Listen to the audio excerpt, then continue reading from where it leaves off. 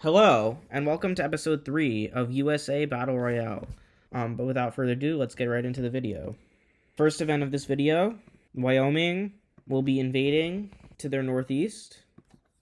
So the state to the northeast of Wyoming is actually going to be South Dakota, but Wyoming will be invading to their northeast, and they do have a reason for doing so, which is that they thought there was going to be a coalition of other states who are also invading into South Dakota, but they were completely wrong.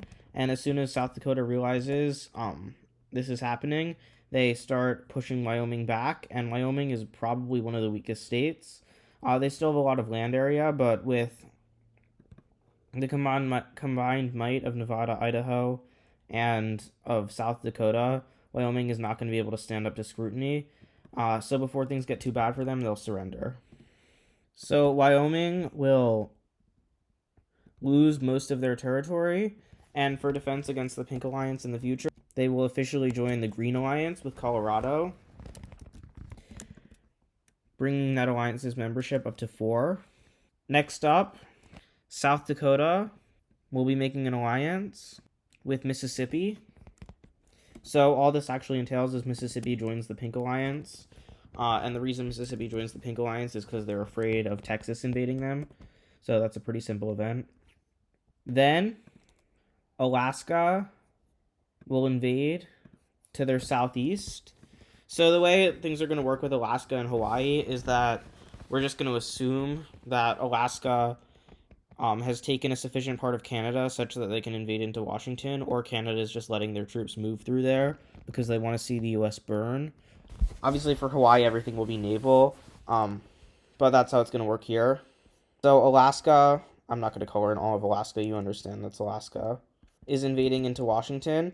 Now, because Alaska is the one invading, I'm just going to show Washington. Washington had no plans to invade Alaska. And Alaska only had plans to invade a little bit of Washington to get control of this bay over here, which they quickly are able to do with a bunch of naval landings. And they offer Washington a peace treaty at this point, but Washington is having none of that. And they will quickly push out a lot of the Alaskan troops. But Canada is being really annoying and is basically allowing Alaska to move through Canada to supply Washington. And Washington has basically no way to actually attack Alaska or retaliate in any way. So they just ask for the bordering states to help them. And they do actually get Montana to join them since they both have a hatred of Idaho. I guess Idaho, Nevada is one state. They both hate Idaho, Nevada. So Montana is willing to help. Alaska starts moving troops through Canada all the way to Montana, but Montana is able to easily push them out, and Canada basically stops letting them move troops all the way over there because the Canadian people don't like it. They also kind of cut off Alaska's supply lines into the northern part of Washington, so Canada kind of just screwed over Alaska, and after Washington does a bit more invading, Alaska will officially withdraw from Washington state, meaning this war was one of the first, I think the first war in the series that didn't change any borders, but it did change relations. So Washington will remember that Alaska did that. Washington will invade to their west, so I guess Washington is invading into Alaska. Immediately following that invasion, Washington will send their military up through Canada, who is again letting them do that, and over to Alaska, where they will use Canada to invade the entire panhandle of Alaska over here and start invading over here, and Canada's just letting them move their troops through here. They make some landings on the southern part of Alaska and are able to capture most of their islands using some drones and other tech like that. And they're able to capture basically all the important parts of Alaska. So it's just a matter of time now before the rest of Alaska is taken. And it's taking a while for Washington to actually capture all of Alaska. A lot of Alaskan citizens are fleeing to the areas that are yet to have been taken, but eventually all of Alaska is taken by Washington. And Washington will make the decision to fully annex Alaska, and the way we will show that is by putting in parentheses that Alaska is part of Washington state now. Next up, New York will invade to their northeast. That would be Vermont. So after invading and annexing Connecticut, New York has a thirst for blood, and they decide to go after their weakest neighbor, which is Vermont. Even though Rhode Island is smaller, Vermont is weaker. And within a few days, New York is able to capture basically all of Vermont.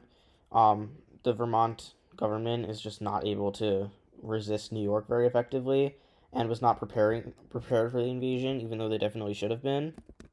So very easily, New York will fully annex Vermont into its borders, and it is growing pretty quickly. It might be one of the most powerful states in the country soon. Next up, Florida will invade to their northwest. So northwest of Florida is Alabama, and Alabama is going to be invaded by Florida, which makes Mississippi know they were definitely right to invade or to join the Pink Alliance, because they think Florida probably would have had them next if they hadn't. But Florida will pretty quickly start invading into Alabama and taking a lot of their territory, because Alabama can't really do anything about it. Georgia will ask for permission to join in on this war, and of course the Green Alliance will tell them to. And so they will start invading in the north. Florida's upset because they wanted all of Alabama for themselves, and they start rushing to take the most important parts of Alabama and cutting off territories. And Georgia will actually help them with that, making a slight invasion over here to cut off a large portion of Alabama that Florida and Georgia then each turn and rush to take. Florida and Georgia are officially not at war with each other, but they kind of are acting like they are. There's a few skirmishes along the front lines between them. Over here, Florida reaches the border with Mississippi, and not wanting to anger the Pink Alliance stops.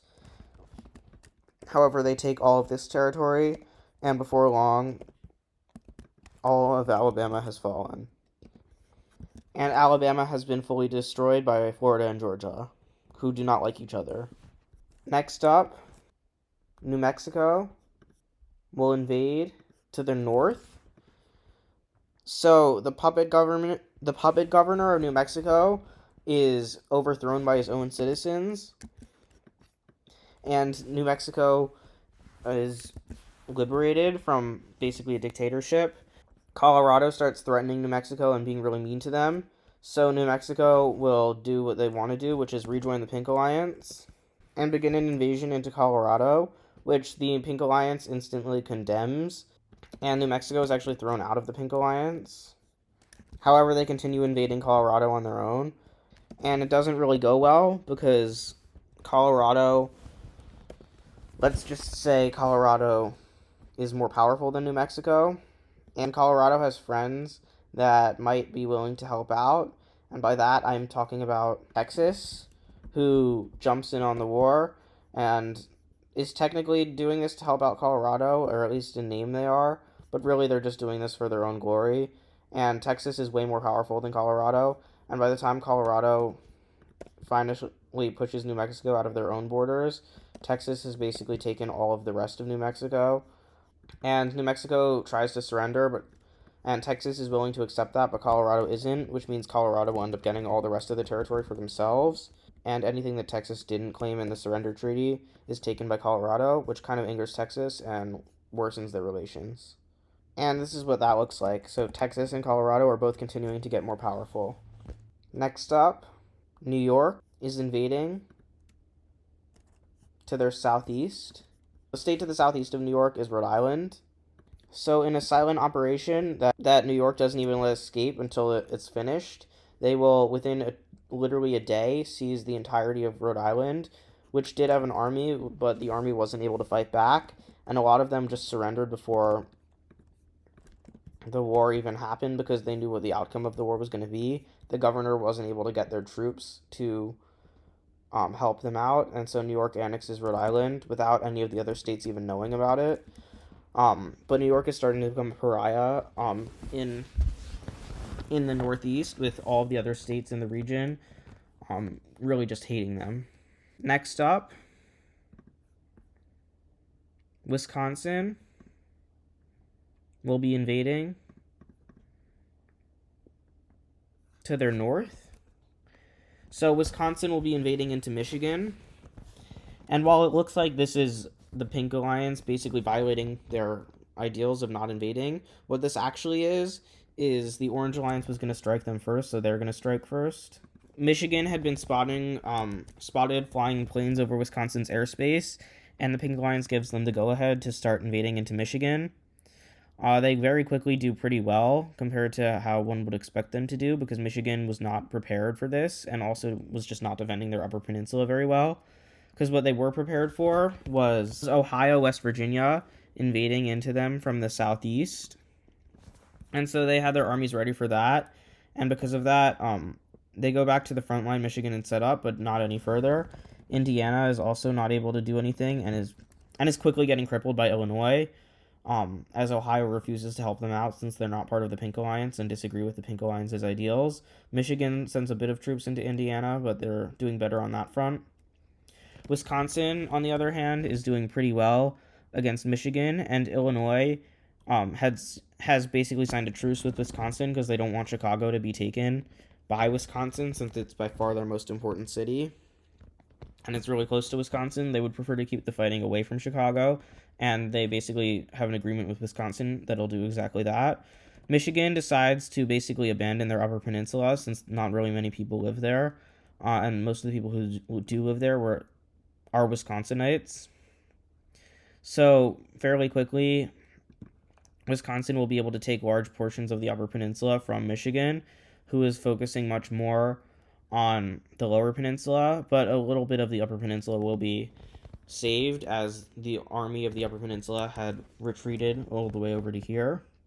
Michigan manages to push out Ohio, mostly from their state, and with the help of Illinois, they manage to completely destroy Indiana. Indiana attempts to surrender, but by the time they do, it's pretty clear that they're going to be annexed by the bordering states. Ohio, at this point, agrees to stop invading Michigan, which it's kind of weird because they are losing. But they agree to stop the war with Michigan if they are able to get a part of Indiana. West Virginia, by the way, is part of their union and doesn't like that idea, but they don't really have the political power within the union to stop that.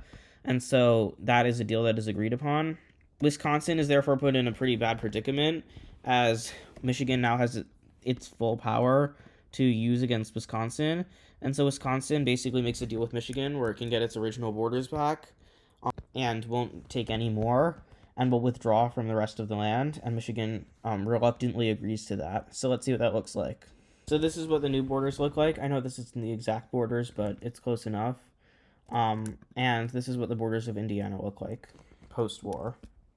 Next up, Wisconsin will unite to their east.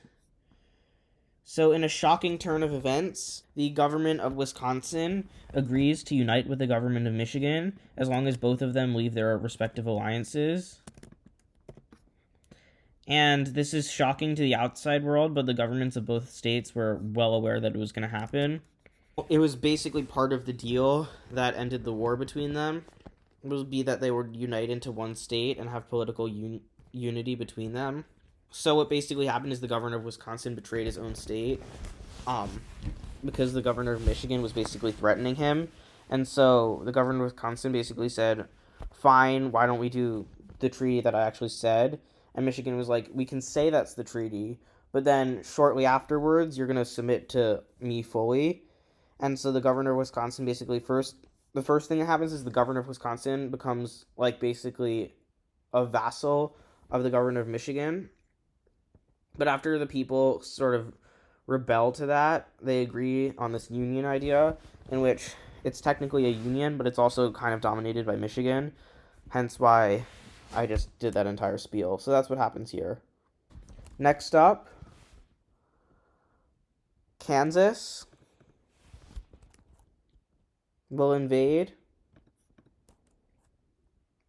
to their east. Kansas and Missouri have had bad blood with each other ever since the Oklahoma debacle, and it's finally boiling over. This is the first event in a while that hasn't had really any implications to any states outside the event, and so it doesn't really make any sense for any other states to join in on this war besides Kansas and Missouri.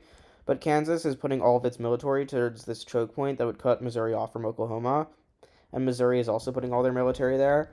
Kansas is getting very, very close, and Missouri is not really able to move their troops through here effectively anymore anyway.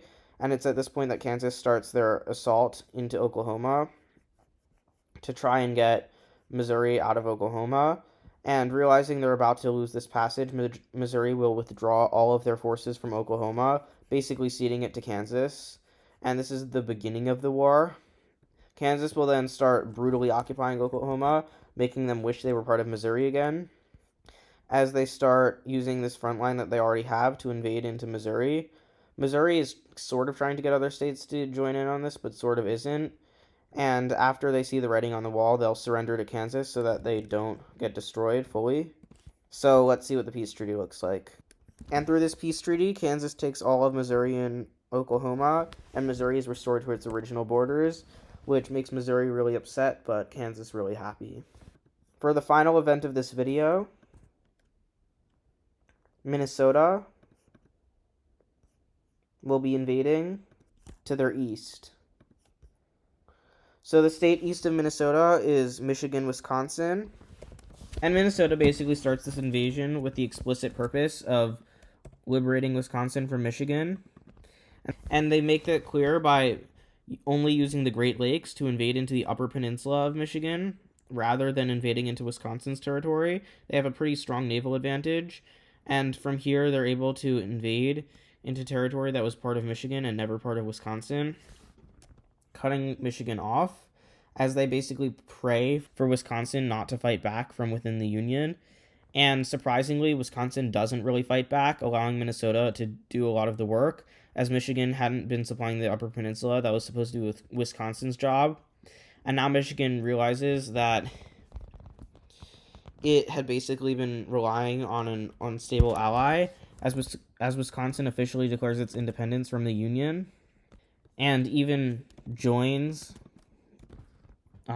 Minnesota in the invasion, using naval assets to assault the western coast of the lower peninsula of Michigan, and just kind of doing naval bombardments on the lower peninsula till the army decides to retreat a bit to the east so that they don't get bombarded by Wisconsin's navy, after which Wisconsin makes landings all throughout Michigan. And seeing as Michigan just recently left the Orange Alliance, Illinois sees the perfect opportunity to start invading into Michigan, which is exactly what they do, taking the parts of Michigan that were once part of Indiana, and then basically offering Michigan a peace treaty where they just take the occupied territory, which Michigan has to accept. And finally, Michigan will start pushing Wisconsin out of the Upper Peninsula, given that they are still stronger than Wisconsin, and Minnesota isn't really helping with this war as much as they probably should be. And eventually, Wisconsin decides to withdraw in exchange for Michigan, acknowledging the loss of the Upper Peninsula. But with that, we'll end episode 3 right here. There's still a long ways to go before one state takes over the country. Illinois is definitely seeming to be the front runner right now, followed by maybe Texas, and then maybe New York. The least likely state to take over the country at this point is probably Missouri. But with that, make sure to like and subscribe if you enjoyed the video. Comment down below who you think is going to win. And with that, thank you for watching, and I'll see you next time.